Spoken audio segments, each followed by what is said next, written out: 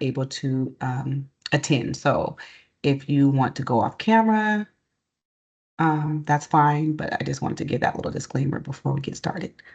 Okay. All right, Joe. Well, welcome everyone. This is the information session for the 2025 Seattle-King County Severe Weather RFP. This is the one and only information session today. My name is Shawnee Jones. I use she, her pronouns, and I serve as one of the procurement coordinators on the procurement team. I'm also joined by two of my colleagues. If you could just briefly introduce yourself, then we can get into like the agenda and to the info session. Yeah, thanks, Shawnee. Hey, everyone. My name is Jill Bechtold. My pronouns are she and her, and I'm a procurement specialist, and I'll be supporting Shawnee today. Yeah, and I'm happy to be with y'all. Hi, everybody. I'm Tony Machacha. I am the KCRHA Emergency Operations Manager. And one of the things I do is I run the severe weather response. It's nice to be here. Thank you, Joe. Thank you, Tony. So we have a little bit of an agenda today, so we're going to get started. So again, this information session is for the Seattle-King County Severe Weather RFP. And so first we'll go over just a brief overview of the procurement process for those folks that are new to procurements with KCRHA. And then we'll go over the timeline so you know what to expect and when.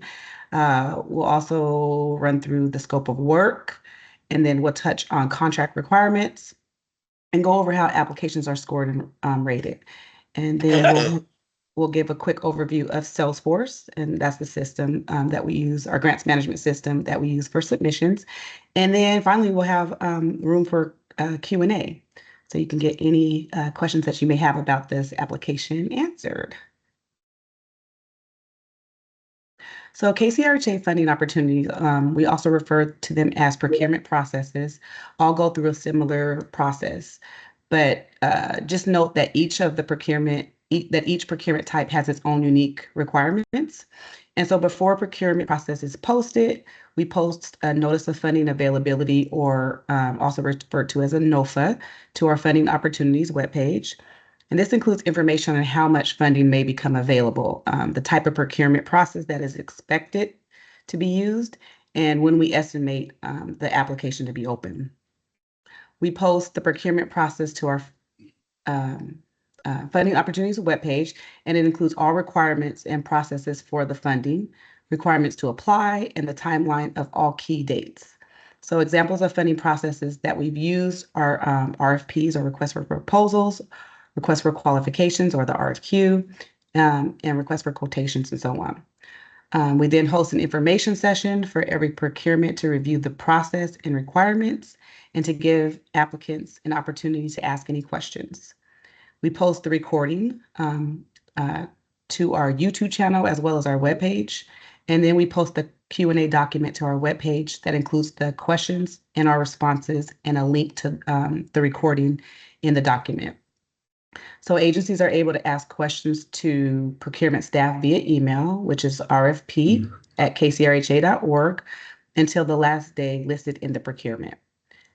We do ask the agencies do not contact other staff about the funding opportunities, just to ensure that you get the fastest response and that it's a fair process. So any questions we receive, we answer via the Q&A document. So all agencies have the same information. And we typically respond to your email within 24 to 48 business hours, and include the link to the document. So that's just a brief overview of our process here at KCRHA. So if awarded, agencies move on to the contract negotiation stage. You'll engage with the contracts team to work through contract negotiations and contract signing. And some of the other teams that you may engage with are the programs team, which they will assign you a contract specialist who will be your main contact with KCRHA for the extent of your contract. They'll provide technical assistance for your program type and provide contract monitoring. And they are also there to help and support agencies. Community Impact will work with your agency to connect you with HMIS and provide training on HMIS. They are our data team and will also review performance based on the performance outcomes developed during the procurement process and contract negotiations. And they're also there to support you and offer insight into the health of the program. And then lastly, our compliance team also does contract monitoring and auditing, and they ensure agencies are meeting their contract obligations, are meeting federal and local regulatory requirements, and our minimum eligibility requirements. So that's just a brief overview of the process. So on to funding. So through this procurement, KCRJ expects to award multiple agencies. And the funding from this procurement comes from several fund sources. The first is the City of Seattle, and their contribution is $254,142. King County is contributing $263,000, which makes a total of available funding right now for this procurement $517,142. Now, as you'll see in the next rectangle, KCRJ, we also anticipate approximately $45,000 in additional funding from East King County to become available, but we will only obligate if and when those funds are appropriated and approved and received by KCRJ. So these amounts are subject to change. And I would like to also note that all awarded funds must be fully spent by December 31st of 2025.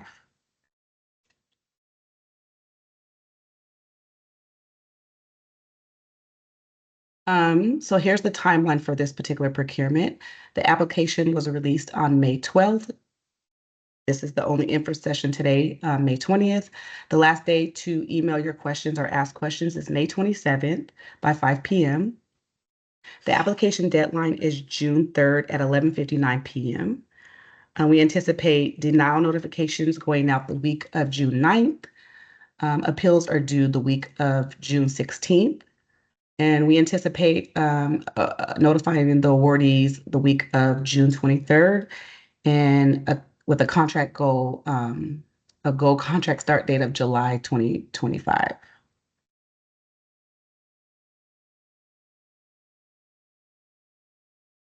So let's get into the scope of work. For this procurement, the selected provider will support individuals experiencing homelessness in Seattle and King County through services offered under one or more of the following program areas. You can apply for shelter services, basic need provisions, or referral and support services, or you can apply for all three. So we just ask that you apply for the ones that best fit your organization.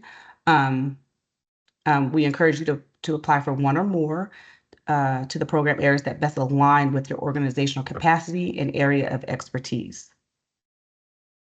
And I also would like to note that this procurement is only open to applicants that were approved in the severe weather RFQ. So by now, all approved agencies should have received their approval letter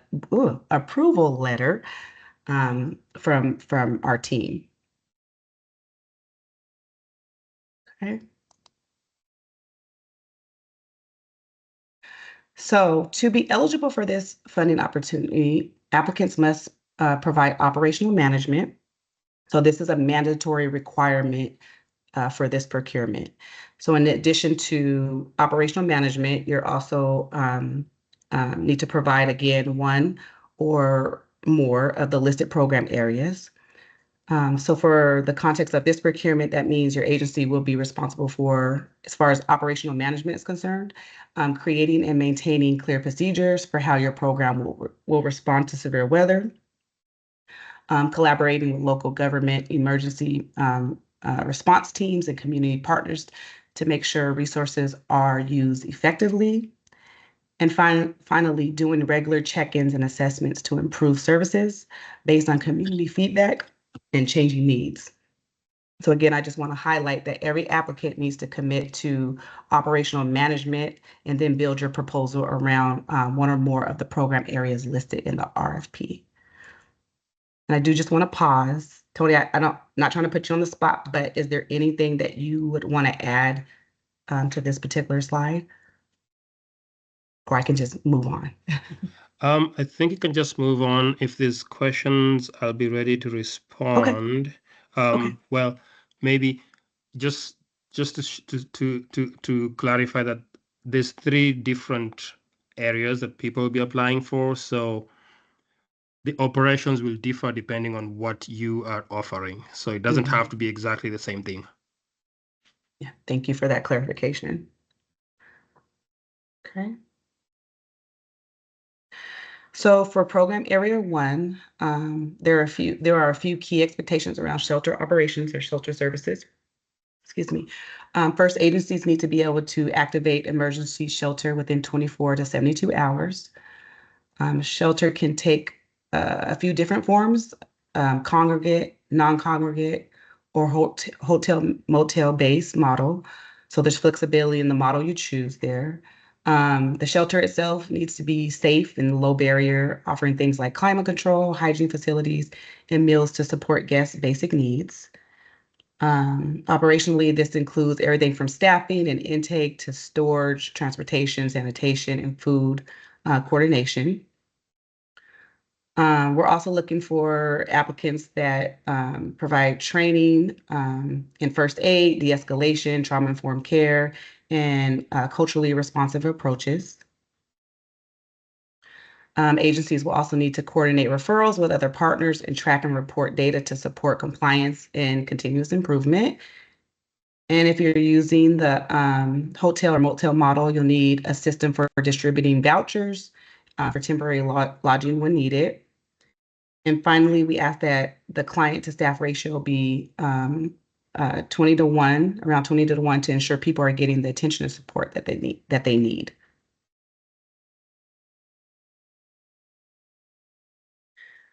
So program area 2 is focused on meeting immediate essential needs during severe weather events. So agencies should be prepared to distribute essential supplies, weather appropriate items like blankets, warm clothing, cooling supplies, or smoke protection. Provide hygiene kits, including water, soap, sanitizer, and personal care items. Also offer meals and beverages to those that they're serving, and ensure access to hygiene facilities such as showers and restrooms.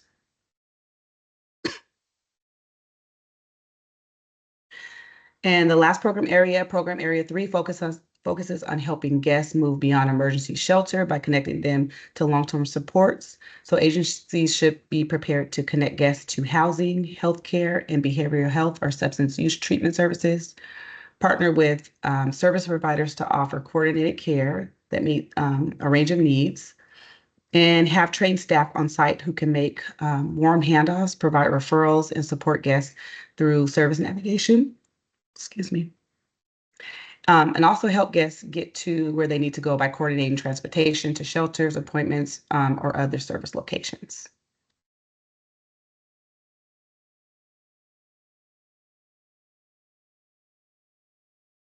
So the data management and reporting for this procurement, agencies must maintain accurate records of client engagement and program outcomes, including entering and updating client data in HMIS. Regular reporting is required on key metrics such as service delivery, client progress, and overall program effectiveness.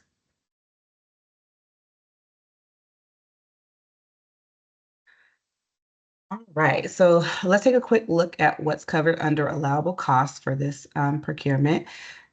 These include things like staff salaries, fringe benefits, and admin costs. You can also use funds for hotel motel vouchers, both for clients and staff who can't get home during severe weather events. Facility-related expenses are eligible as well. Whether you're operating in a congregate or non-congregate shelter, supportive services like meals, case management, housing search, employment support, medical care, transportation to the shelter, and severe weather supplies are also allowed. And on the other side, unallowable costs includes anything that's not directly connected to severe weather response or anything that doesn't align with the funding guidelines. And these are things like construction costs, computers and software, gift cards, uh, yeah, things like that. And we do ask that you just, review the full application for a detailed list of allowable and unallowable costs.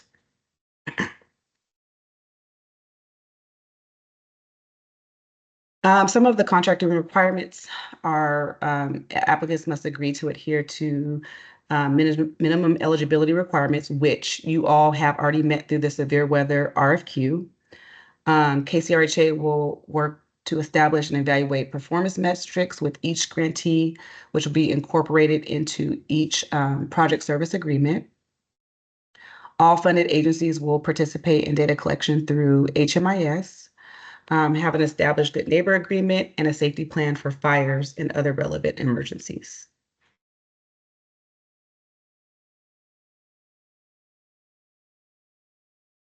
A few more contracting terms that are related to this RFP are contracts will be between KCRHA and the awarded agency only. Contracts may be amended based on community needs or funding changes. Compliance with KCRHA's MSA is required. Maintain records per gap or KCRHA may audit for up to 7 years after project completion. Submit all required reports and billing for reimbursement. And agencies must protect all confidential information from unauthorized use or disclosure. And again, you can visit the full application for a full list of the contracting requirements. So I just want to reiterate again that agencies are not required to submit their minimum eligibility requirements or financial documents for this procurement, as you have already completed those through the severe weather RFQ. So we just really want to highlight that in case you're like, hey, I'm missing, the application's missing something for those of you that have applied for funding before. So applications will be rated out of 100 points for the following criteria. The proposed program is worth up to 55 points, staffing 15 points. The racial equity and social justice portion is 15 points. Data management and fiscal systems is 10 points, and budget is 5 points. Please note that there will be preference giving to those applicants that propose to expand the number of severe weather beds or beds per night for those that are applying for shelter services.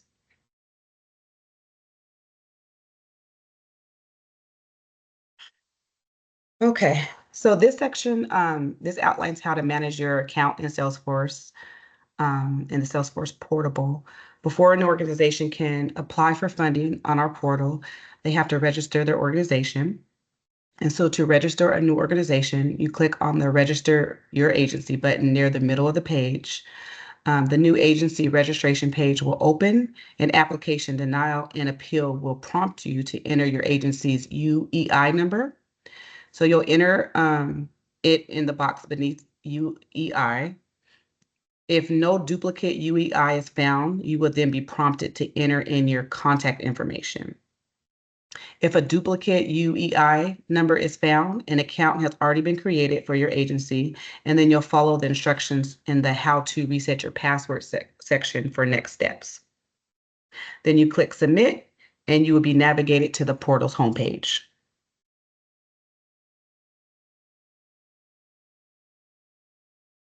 If your agency, if you are an agency previously registered in Flux, you should have an account. To log into the new grants management portal, you'll navigate to the new grants management portal through this link here on the slide.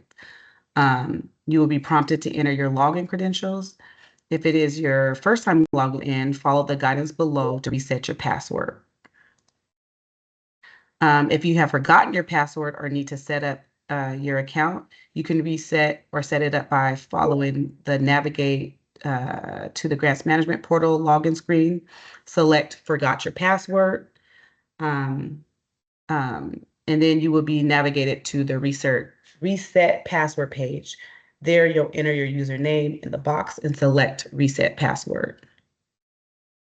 The next step is you'll check the email account associated with your username for instructions on how to reset your password. And remember to look in your spam folder. Sometimes some of the automated messages are filtered. If you still cannot log in, we ask that you contact the grant admin at kcrha.org, email for assistance.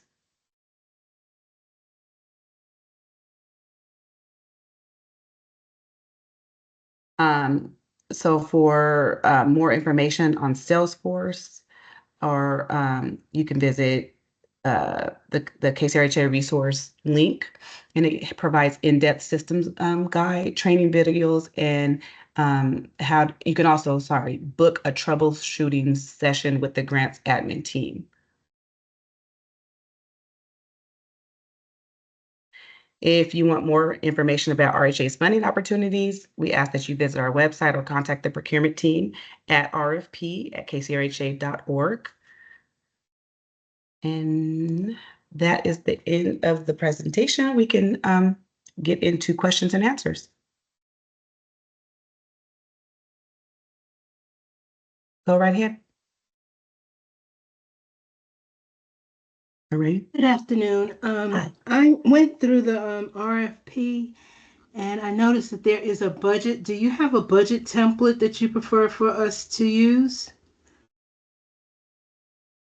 The budget template is going to be in Salesforce. So you'll enter your budget information within Salesforce. Okay. Good question. Hey, Troy, I see your hand up. Yes, you mentioned 3 categories of activity that we could apply for. Can we do hybrid and apply for more than one, or are we required to stay in one category only? No, you can apply. You can apply for all 3 program areas. Great, thank you.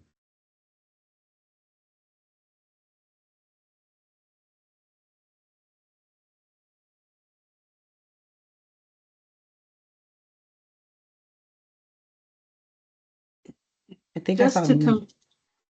Natalie's hand up first.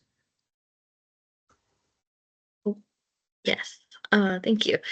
I just wanted to clarify, so we currently, youth care, we youth care currently have severe weather funding. And so for this next round,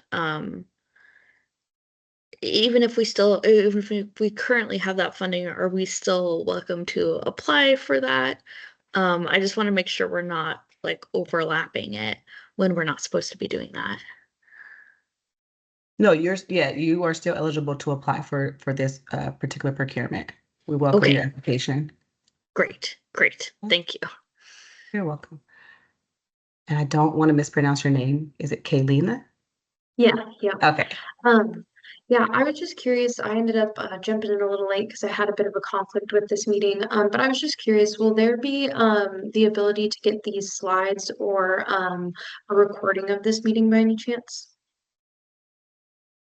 Yes, we will post this after this info session, and we also post it on our YouTube. Joe, we can follow up with an email to the. Yeah, sure.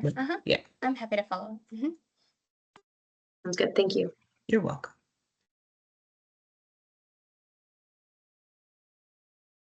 Eva, did you come off of mute? Did I miss you? I'm sorry. Yeah, sorry, I'm working with a severe cold, which is why I wrote in the chat. Oh, okay. No worries. Let's see.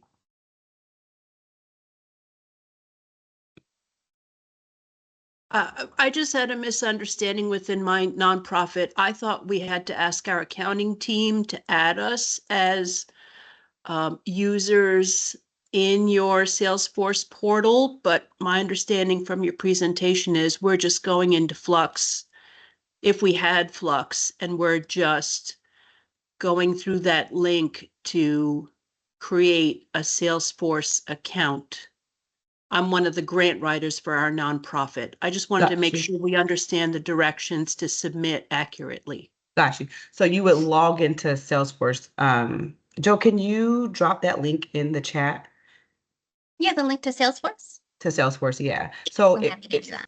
thank you, Joe. So so you don't want to log into Flux at all, but if you had a Flux account, then you are already set up in Salesforce. So you would just want to enter your, wait, I'm sorry for the scrolling, you all. I know sometimes that hurts folks' eyes. You want to,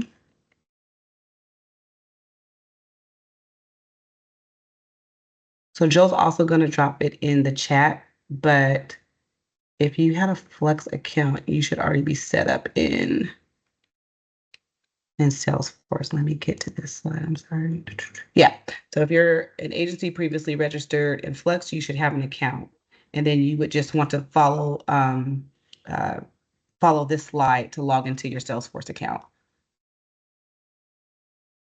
Okay, great. So just to clarify, if our accounting team for reporting purposes has an account, their account access has nothing to do with ours. It's completely separate. Correct. That's my understanding. Joe, is that your understanding? Yes. Okay, thank you. You're welcome.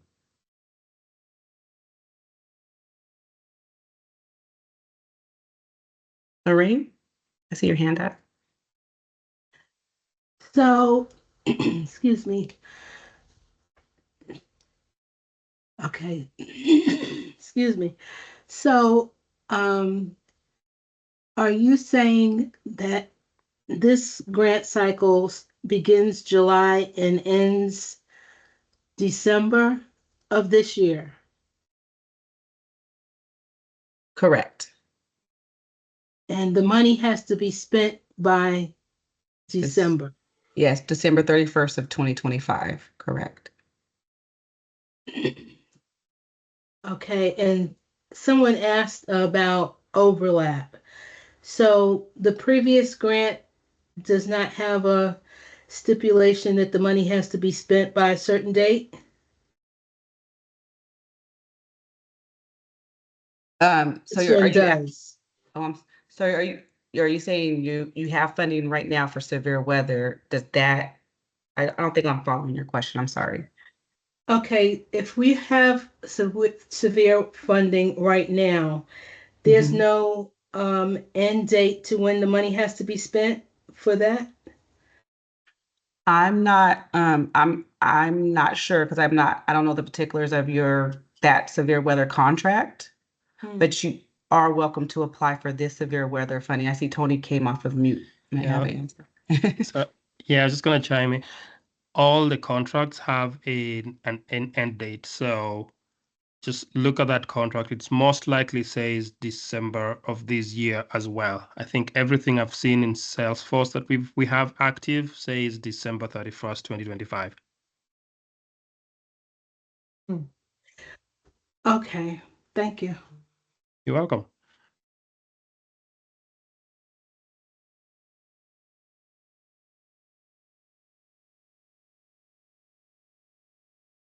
Is this additional monies that were left over that need to be used by the end of the year for this particular grant?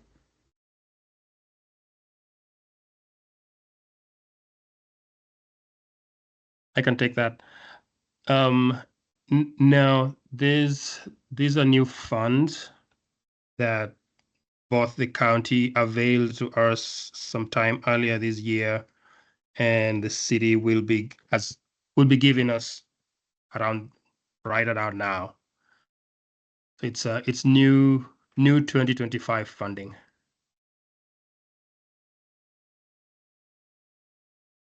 Okay, thank you. You're welcome.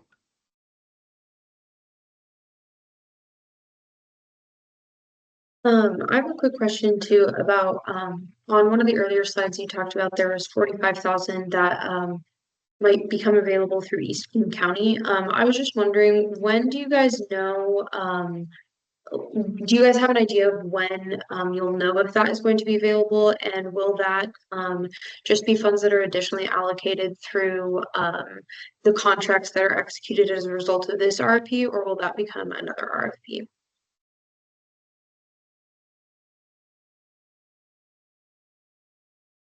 Tony, do you want to take this one?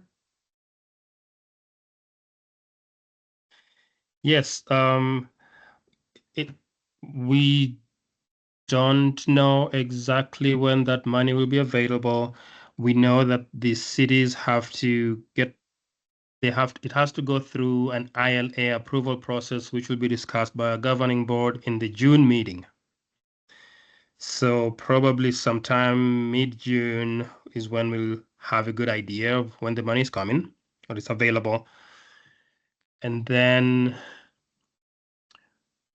those funds will be awarded to existing or contracts that will be underway. So contracts that will come out of this current bidding. There will be no new RFP for the 45,000, which is why we are announcing and also asking for proposals specific to East King County and actually specific to Bellevue and I think Kirkland. Those are the two cities that are pitching in the funds. That submit your proposals with that in mind, and then we'll fund initially. If the decision comes before the money arrives, we'll just fund with what we have from King County. And we'll hold on, and when that money comes available, we'll then do a second disbursement to top up whatever we'll have awarded. Yeah, so make your proposal and plan as if there's going to be that 45,000, and it'll be sort of be a two-step award once a decision has been made.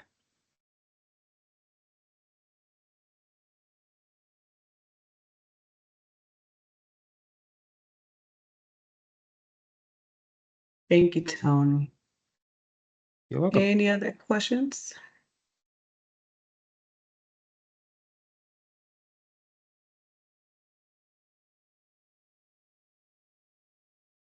Can I make Tony, go ahead? Yeah. Can you just review what you just said about the extra money? I'm not quite clear on at what point we can apply for it. So apply for it right now. Apply for it before the deadline, which is June 3rd. In your proposal, if you're going to be covering Bellevue or Kirkland, make your proposal to include a pitch for that 45,000. Okay. Yes. That was And the then missing piece. Okay. yeah.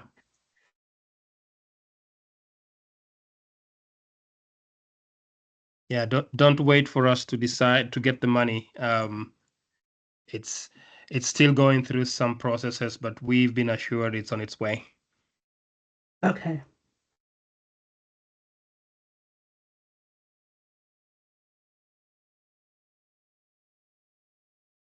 Okay.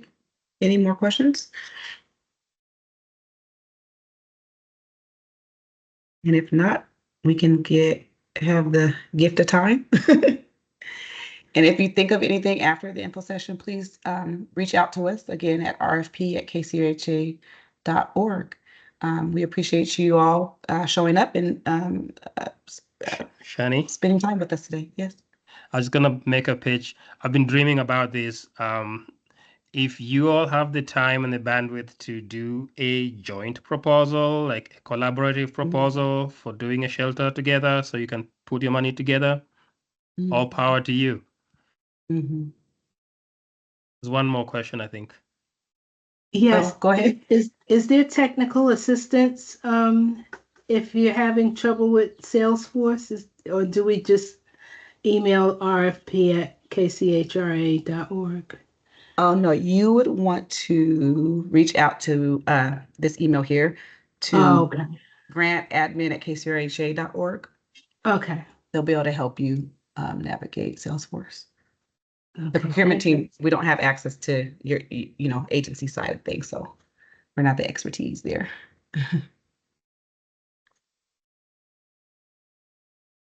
Okay, well, we thank you all and hope you enjoy the rest of your day. Thank Take you. care. Everybody, take care. Thanks, everyone. Bye. Thank you. Bye-bye. Bye. Bye all.